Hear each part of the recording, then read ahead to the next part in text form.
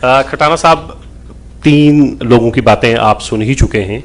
आपसे मैं ये जानना चाहूँगा कि 370 और जम्मू और कश्मीर का एक अटूट रिश्ता जो पिछले कई सालों से चला आ रहा था, आपको क्या लगता है कि हमारी रियासत पहले ज़्यादा खुशहाल थी जब रियासत थी, और जब आपने और आपकी सरकार ने इसको यूनियन टेरिटरी में तब्दील किया, अब जम्मू और कश्मीर खुशहाल है, तो जम्मू और कश्मीर को आप किस हालत में देखना चाहते हैं? उस हालत में जब ये रियासत थी, अपनी सरकार थी, और इस हालत में ना तो अपनी रियासत रही और ना अपनी सरकार। खटाना साहब।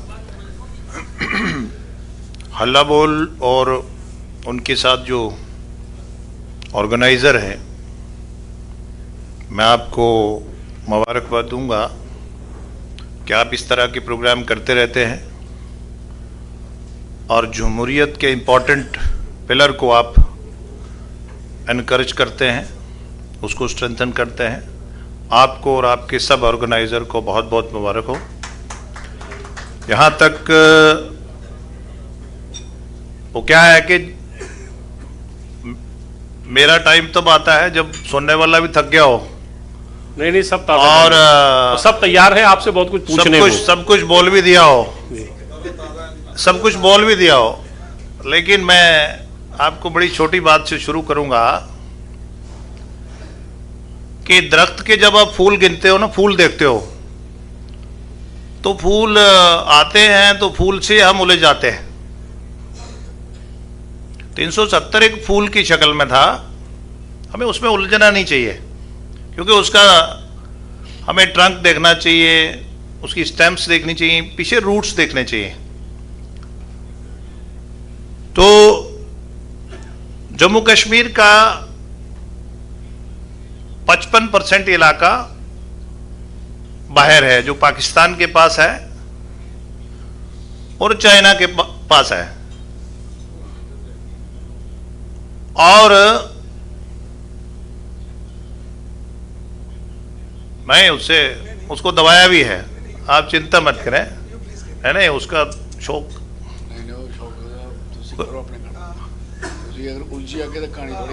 नहीं, कहानी हमारी कहानी जिंदगी की खराब से ही शुरू हुई है, क्योंकि हम एक्सट्रीम में रहना चाहते हैं और स्ट्रगल में रहे हैं, और नहीं ट्राइबल नहीं, दूसरा मिसरा ना सुना आपने, आप बीच में बोल पड़े। मेरा कहना है कि जब आपने पौधा लगाया किकर का, तो ऊपर से आप ढूंढते हैं बादाम। जब आपने यूनिलैटरल सीज फायर करा, जो लोग आपको पसंद नहीं थे, वो भी तो लोग जम्मू कश्मीर के थे, आपने यूनिलैटरल सीज फायर करके, और मुस्लिम कॉन्फ्रेंस से कांग्रेस तो एक बाप हो गया ना, बड़ा बेटा नेशनल कॉन्फ्रेंस हो गया, दूसरा बेटा पीडीपी हो गया, अब तो बहुत बच्चे हैं, परिवार बहुत अच्छा, अब परिवार बहुत बड़ा है जम्मू कश्मीर में। तो जब आपने इस तरह ढांचा बनाया कि हम हमेशा प्रिंस रहेंगे, तो जब शहजादे रहेंगे तो उस वक्त तो ठीक लगता होगा, 2-4 साल 5 साल, लेकिन वक्त के साथ साथ लोग पढ़ते लिखते हैं, जमहूरियत को फरोग मिला, अमेंडमेंट्स आ गई,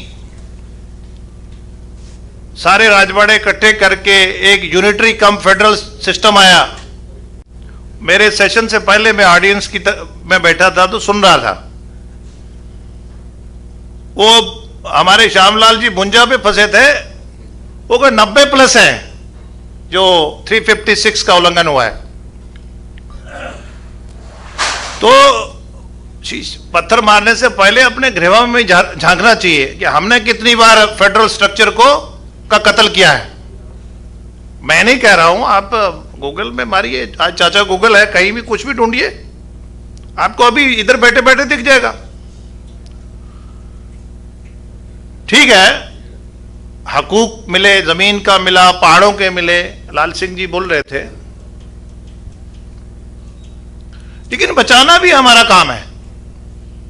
कोई चीज अच्छे काम के लिए दी जाती है, वो इसलिए नहीं दी जाती है कि हमारे बच्चे इंग्लैंड में पढ़ें और गरीब का बच्चा पत्थर मारे। हम Z++ में रहे और जम्मू और कश्मीर में एक बहुत बड़ी खाई पैदा हो जाए। क्यों क्रिएट करते हैं ये नेता लोग खाई? फिर यहां नहीं रुके, सब रीजन्स में हो जाए, राजौरी पुंछ में हो जाए, जो ये आपका उड़ी, बारामूला, कुपवाड़ा, ये बांडीपुर का इलाका है, जहां ये एयरस्ट्राइल डोडा है। क्यों डालते हैं खाई? क्योंकि एक पॉलिटिशियंस के लिए अच्छा है, शाम को डीसीज इसीलिए होते हैं, इट्स ओके ओके।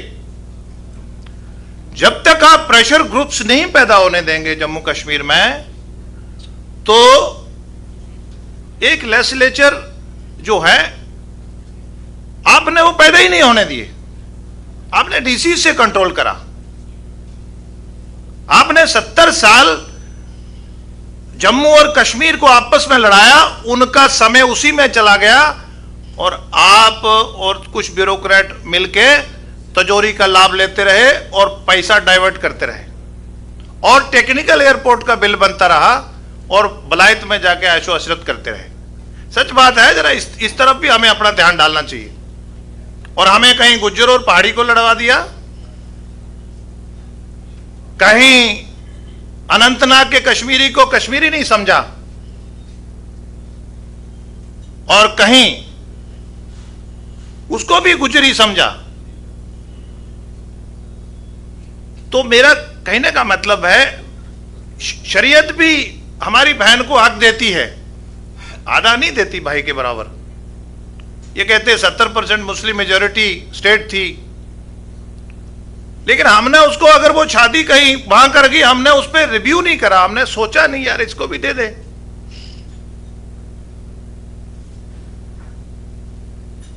हमने छोटे छोटे तबके हैं, हमने ओबीसी कश्मीर में नालियां साफ करता है, 70 साल हमें उसको, ओबीसी को, हमने नाई को, धोबी को, उसको हमें हमारी नीचे नजर नहीं पड़ी। क्यों नहीं पड़ी? कश्मीर में लोग, आपने लोगों के जहन में दोहरी जहनियत क्रिएट करी, टू बी और नॉट टू बी। हम भारत के हैं या नहीं हैं?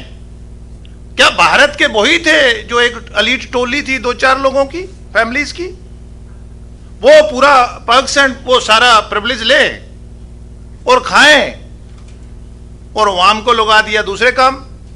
नहीं जी, आजादी मिल जाएगी। और वजीर आजम हिंद बोलते हैं sky is the limit, short form of आजादी इज देयर।